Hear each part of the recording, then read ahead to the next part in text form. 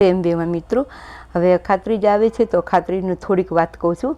તો અખાત્રીજના દિવસે કેટલા ભગવાનનું જો આપણે જો પરશુરામ જયંતિ છે, અખાત્રીજના દિવસે જ પરશુરામ પ્રગટ થયા છે, જન્મ ઉત્સવ તેનો ઉજવાય છે. અને આપણે તો બ્રાહ્મણ, અમારે તો ઈષ્ટદેવ પરશુરામ જ છે, જેમ મહાદેવ છે.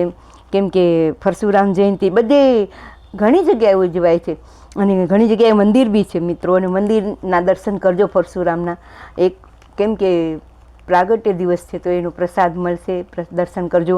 અને બીજું મહાભારત લેખનમાં કંઈ તો કે મહર્ષિ વેદવ્યાસજીએ ભગવાન ગણેશજીને સમક્ષ મહાભારતની કથા તેમને અખાત્રીજથી ચાલુ કરી હતી.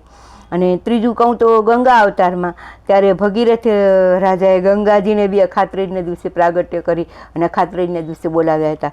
અને ચોથું કહું તો સુદામા અને કૃષ્ણની મુલાકાત બી અખાત્રીજના દિવસે પોતે દ્વારકા મળવા આવ્યા હતા સુદામા. કેટલું મિત્રતા જો તો સુદામા જેવી. અને અન્નપૂર્ણામાનું પ્રાગટ્ય બી કહે છે કે પાર્વતી સ્વરૂપે અન્નપૂર્ણામાં પ્રગટ થયા. એ બી પોતે મા પાર્વતી માતાજીનો જ અવતાર છે, પણ જે અન્નપૂર્ણા કહેવાય ત્યારે એ અખાત્રીજના દિવસે મહાદેવ પોતે પાત્રમાં ભોજન લેવા જાય છે અને અન્નપૂર્ણા એમને આપે છે. અને ત્રેતાયુગનો આરંભ બીમાં કહે છે કે અખાત્રીજના દિવસે થાય છે.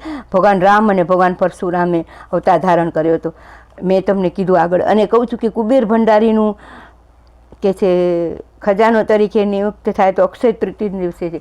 કુબેર ભંડારીનો દિવસ બી છે. અખાત્રીજના દિવસે આપણે કોઈ વસ્તુનું આપણે દાન આપીએ છીએ તો કુબેર ભંડારી જેટલું દાનનો એનો મહત્ત્વ છે મિત્રો. અને કુબેર ભંડારીનું તો કહે છે ને કે મહાદેવ કુબેર ભંડારીના આશીર્વાદ આપ્યા છે. અને અક્ષય પાત્રનું પાંડવોનું બી એમ જ છે કે વનવાસ ગયા હતા ત્યારે ભગવાન કૃષ્ણએ એને અક્ષપાત્ર આપ્યું હતું. એ અક્ષપાત્ર એવું હતું કે જ્યારે એ ભોજન કરે તે ખૂટતું જ નહીં. અને એ ઘટના મહેમાન ગતિમાં તે કોઈ પણ આવે એને ભોજન એમાં કરાવે તો પણ ખૂટતું નહોતું, એવું અક્ષપાત્ર હતું મિત્રો. અખાત્રીજનું એટલું મહત્ત્વ છે. અને અખાત્રીજના દિવસે ઘણા વગર મુહૂર્તે બી કોઈ લગ્ન આરંભ કરવો હોય તો લગ્ન બી કરે છે મિત્રો.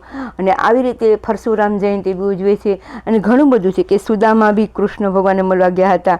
ગંગાજીને ઉત્પન્ન કરનાર બી અખાત્રીજના દિવસે. અખાત્રીજનું એટલું મહત્ત્વ છે.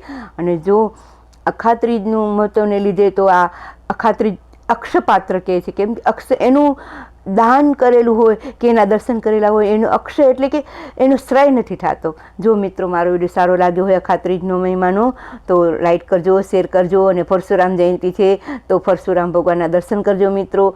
જય પરશુરામ મહાદેવ, સૌનું ભલું કરે. જય મહાદેવ.